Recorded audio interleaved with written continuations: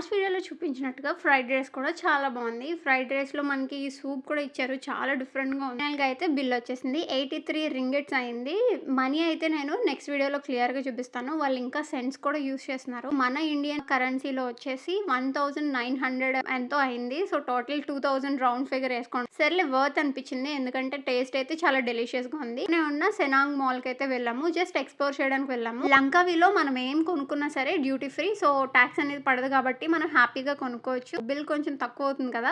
ఇంకా చాక్లెట్స్ అయితే ఉన్న చోటుకి వెళ్ళాము. చాలా డిఫరెంట్ చాక్లెట్స్ అయితే ఉన్నాయి. మీకు చూపిద్దామని చెప్పి మా వారికి ఇచ్చి రికార్డ్ చేయమంటే ఆయన రికార్డ్ చేయకుండానే వీడియో తీశారు. వీడియో అంతా పోయినట్టే కదా! కానీ మాక్సిమం అటు ఇటు కవర్ చేశాను మీకోసం చూపించడానికి. ఇంకా అప్పటికే చాలా టైం అయిపోయింది. అన్నీ చూస్తుండగా అన్నిట్లో నాకు ఒకటే నచ్చింది. Dubai kunafa chocolate. ఎందుకంటే అది ఫేమస్ కాబట్టి టేస్ట్ చేద్దామని చెప్పి అదైతే తీసుకున్నాను. దాంతో పాటు మింట్ ఫ్లేవర్ చాక్లెట్స్ కూడా తీసుకున్నాను. ఇవన్నీ బిల్ పే చేసేసి హోటల్‌కి అయితే వెళ్ళిపోయాము.